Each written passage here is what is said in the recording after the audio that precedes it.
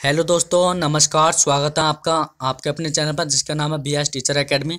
आज डिस्कस करेंगे most EVS के क्वेश्चन जो सभी एग्जाम के लिए कंपलसरी होंगे। और आज जो हमारा टॉपिक होगा वो होगा आश्रय, ठीक है, शेल्टर।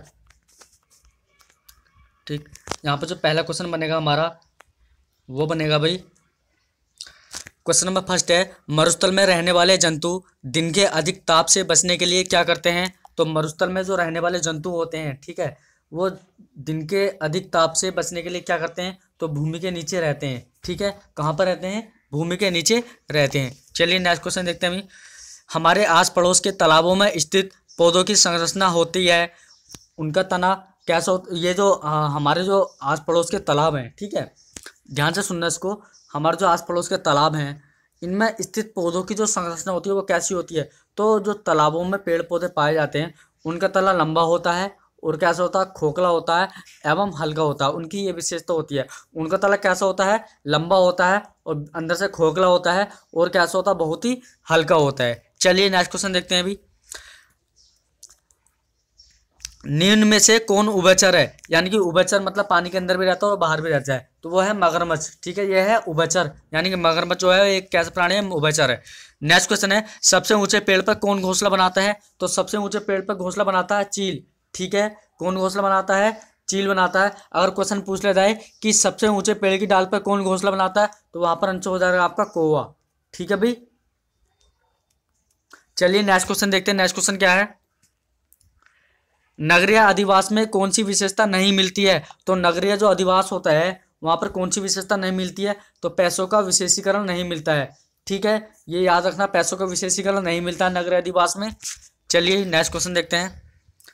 चांगपा जनजाति के द्वारा बनाए जाने वाले अस्थायी निवास आश्रय को क्या कहा जाता है। तो उसको कहते हैं भी रेबो। ठीक है, क्या कहते हैं उसको, रेबो बोलते हैं। और चांगपा जो जनजाति होती है, और चांगपा जनजाति जो होती है ये 2.5 घंटे में अपने जो उनके याक होते हैं उन पर सवार लाद कर दूसरी एक जगह से दूसरी जगह निकल जाते हैं।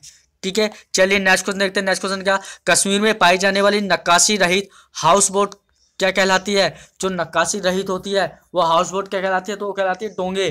ठीक है, ऐसे होती है, लंबी से डोंगे होती हैं, ये ऐसे लंबी सी, इन पर मकान से बने हुए होते हैं। ठीक है, ये क्या होती है, डोंगे होती है। चलिए नेक्स्ट क्वेश्चन। नेक्स्ट क्वेश्चन क्या है, झोपड़ी की छत में लकड़ी के फट्टे को दीमक से बचाने के लिए बीच में कौन सी लकड़ी प्रयुक्त की जाती है। तो बीच में जो कौन सी लकड़ी प्रयुक्त की जाती है, तो नीम और कीकर की लकड़ी प्रयुक्त की जाती है। ठीक है भाई, तो इसको याद रखना, नीम और कीकर। ठीक है, नेक्स्ट क्वेश्चन देखते हैं। नेक्स्ट क्वेश्चन क्या है, घरों में बच्चे कैसे रहते हैं। तो घरों में बच्चे सुरक्षित रहते हैं। ठीक है, कैसे रहते हैं भी, सुरक्षित रहते हैं घरों में बच्चे। चलिए नेक्स्ट क्वेश्चन देते हैं, किसी जीव का परिवेश जिसमें वह रहता है क्या कहलाता है। तो किसी भी जीव का जो परिवेश होता है वो जिसमें रहता है वो कहलाता है उसका आवास या फिर उसका आश्रय। आश्रय मतलब शेल्टर, यानी कि आवास और आश्रय उस जीव का रहता है। चलिए नेक्स्ट क्वेश्चन देखते हैं। नेक्स्ट क्वेश्चन क्या, घास स्थल के निर्माण में किसकी भूमिका अहम होती है। तो घास स्थल के निर्माण में जलवायु और मृदा की भूमिका जो होती है मतलब बहुत महत्व होती है, अहम होती है।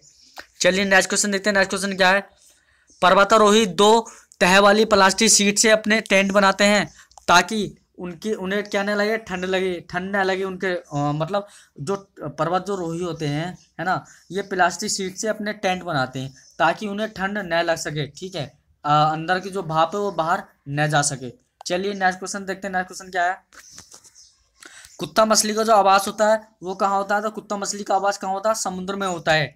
चलिए भी नेक्स्ट क्वेश्चन, ग्रामीण क्षेत्रों में गाय के गोबर से मिट्टी के घरों की दीवारें और फर्श को क्यों लिपा जाता है। क्योंकि कीड़ों को दूर रखने के लिए वहां पर लिपा जाता है, यानी ग्रामीण जो क्षेत्र होते हैं उनको गाय के गोबर से मिट्टी के घरों को की दीवारों और फर्श को इसलिए लिपा जाता है क्योंकि कीड़ों से बचा जा सके। चलिए मैं नेक्स्ट क्वेश्चन देखते हैं। नेक्स्ट क्वेश्चन क्या, पारिस्थितिकी तंत्र का उदाहरण है। तो पारिस्थितिकी तंत्र का उदाहरण है तालाब। ठीक है, अगर यहाँ पर समुद्र होता तो समुद्र भी क्या होता, राइट हो जाता। चलिए मैं नेक्स्ट क्वेश्चन देखते हैं। नेक्स्ट क्वेश्चन क्या है, बहुमंजिली इमारतों में के संबंध में सर्वमान्य तथ्य क्या है। तो जो बहुमंजिली इमारतें होती हैं उनका जो संबंध है वह इसमें परस्पर भिन्नता होती है, यानी कि इसमें क्या होती है, परस्पर भिन्नता होती है और सर्वमान्य तथ्य में। चलिए मैं नेक्स्ट क्वेश्चन देखते हैं, कथक किस क्षेत्र का शास्त्रीय नृत्य है। तो कथक जो है वो आपका केरल का है। चलिए मैं नेक्स्ट क्वेश्चन, हवा में सर्वाधिक मात्रा में पाई जाने वाली गैस है। तो हवा में जो सर्वाधिक मात्रा में पाई जाने वाली गैस है वो है नाइट्रोजन। कितनी परसेंट होती है? ये आपकी होती है 78% होती है। ठीक है बच्चों, कितनी होती है अभी? 78% होती है। चलिए अभी नेक्स्ट क्वेश्चन देखते हैं। नेक्स्ट क्वेश्चन क्या है? BOD5 क्या है? तो BOD5 क्या है अभी?